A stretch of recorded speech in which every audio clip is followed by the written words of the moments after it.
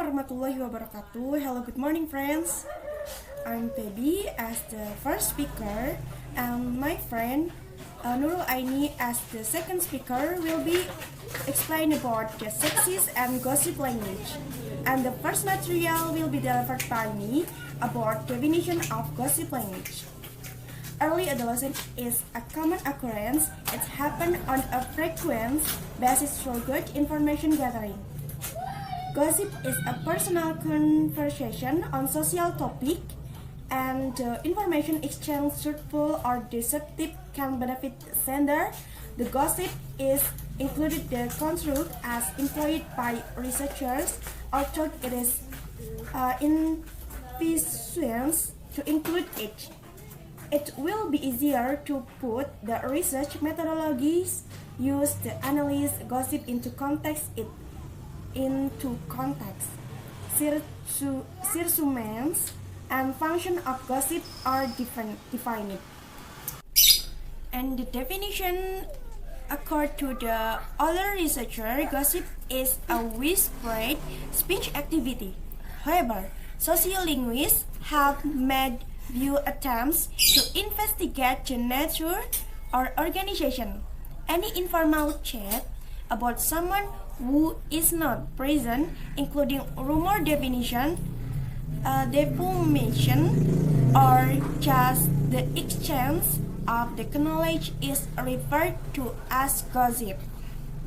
Can look the structure of gossip language of the design picture. In the first explain about the beginning of episode, there are identification of target and evaluation of target. And then there are many aspects of possible acts in response. There are explanation include the summary and expansion, support, expansion, exaggerated effect, and challenge. And in structure of gossip language, the selection of target and the judgment of the target are two crucial factors that distinguish color. In contrast to other forms of evaluate discussion such as insulting, ridiculing, and teaser, gossip doesn't invoke in focus of criticism. Okay, the next material about the purpose of gossip language. Like proponents of reputation-based corporation theories, gossip is used as convenience shorthand for intimate conversation regarding reputation-relevant behavior, a term that is similar to one influential view of gossip as strategic information management. And however, this is not how I feel about gossip in general. We agree other gossip in its broadest sense likely serves a variety of other purposes, such as sustaining social group unity, morality and values, cultural learning, social bonding, and social comparison, and norm learning and enforcement. And the example of gossip language, such as that girl would do anything in her power despite me. She always trying to get something against me. The author asks what the woman would do. Okay, that's all for me, and the next speaker will be delivered by my friends Nurul Aenni. The time is yours. Well, my name is Nurul Aenni and I'm the second speaker.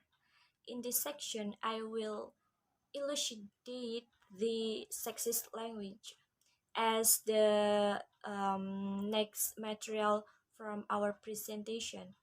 Well, historically and sociologically, our society is man-oriented and man-centered. Gender discrimination is felt and found universally. Women have been considered to be inferior to men. They have been discriminated in one way or another. Until now, sexism still exists in language, and women have a language of their own, which is different from and inferior to the language of men in the society. Next is the definition of sexism. Sexism was defined by Wilson in Umera Okeke as set standards for women's appearance, behavior, abilities, emotion, including their social standing. It is indeed usually described as something that implies one sex is superior to other. Moreover, it is generally manifested in attitudes that represent males as superior to females in most societies. Sexism is still prevalent in today's society. As a result, a discriminatory behavior is one that is based on an assumption of a biologically unjustified distinction between men and women. Next. Based on Parks and Robertson, words, phrases, and expressions that excessively discriminate between women and men or exclude, trivialize, or underestimate either gender are representation of sexist language. And according to Miller and Swift in Parks and Robertson 24, the example of sexist language is using the false generics such as he and mankind, hierarchic and separatist words such as man and wife, and terms that affect women's self-esteem or their identity, such as using girl to refer an adult woman. And next, Chow and Kalau Chow 2007 also asserted that sometimes sexist language becomes outright offensive and universally condemned. It can also be subtle and even socially appropriate at times. For example, social science research has looked at the utilization of generics that are male gendered, the use of such words as he, man, chairman, or mankind to represent both women and men, rather than gender neutral alternatives such as she or he, human, chairperson, or humankind. Umera Okeke 2012 also note because once speaking to a woman, they are unsure whether to say the chairman has arrived for the meeting or the chairperson has arrived for the occasion. This is the material that makes up the English language. It is indeed riddled with language sexism, which marginalizes women as well as trivializes their work. The next material is English as sexist language. Is English sexist? There is really no doubt about it. English is amongst the most widely spoken languages on the world. Over years, sociolinguistic studies have shown that English language supports the masculine gender over the feminine.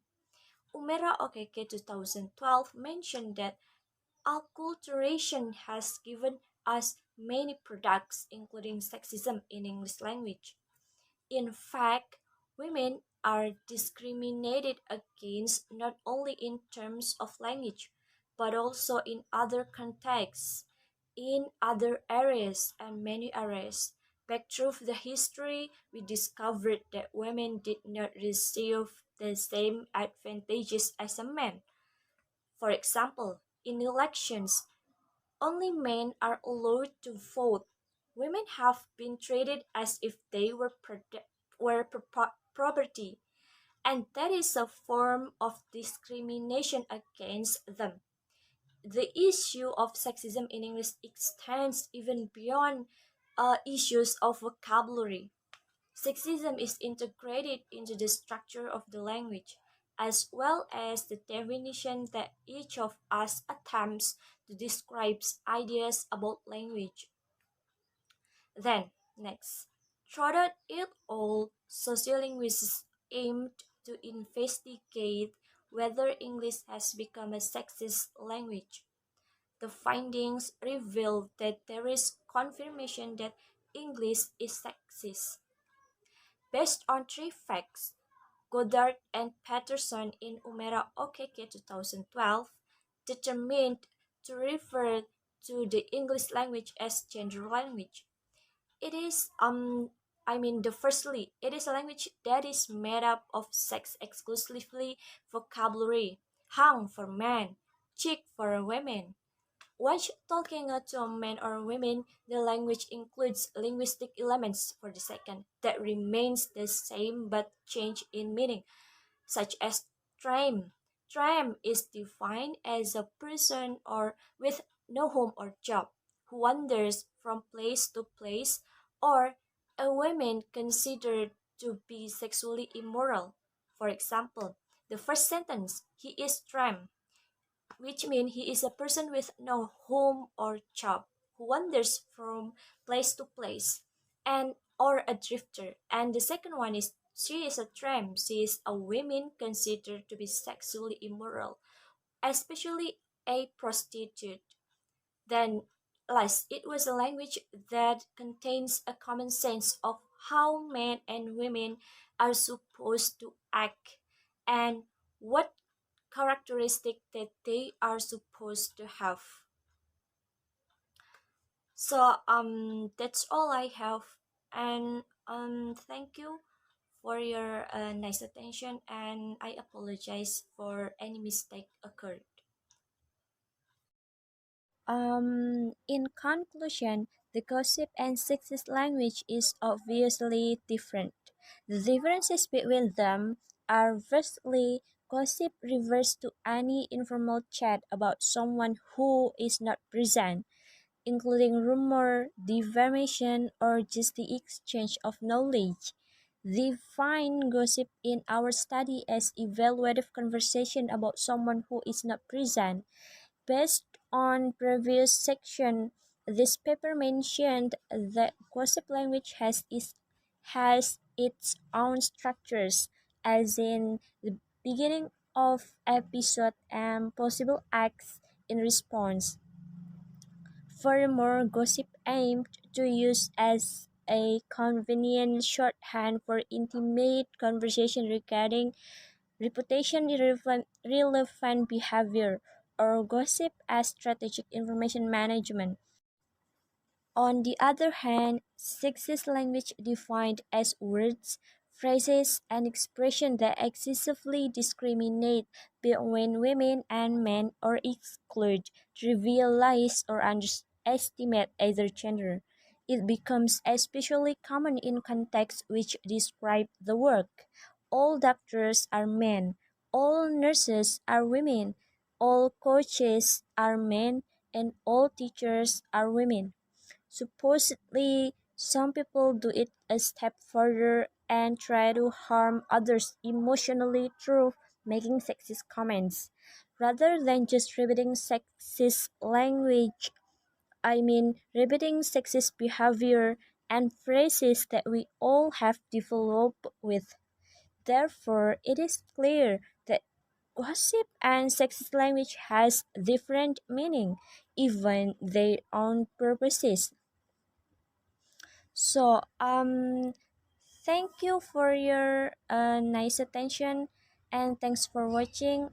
And I think that's all we have for our today's our presentation. Then I and my friends apologize for any mistake occurred during this presentation or even our PowerPoint. So wassalamualaikum warahmatullahi wabarakatuh.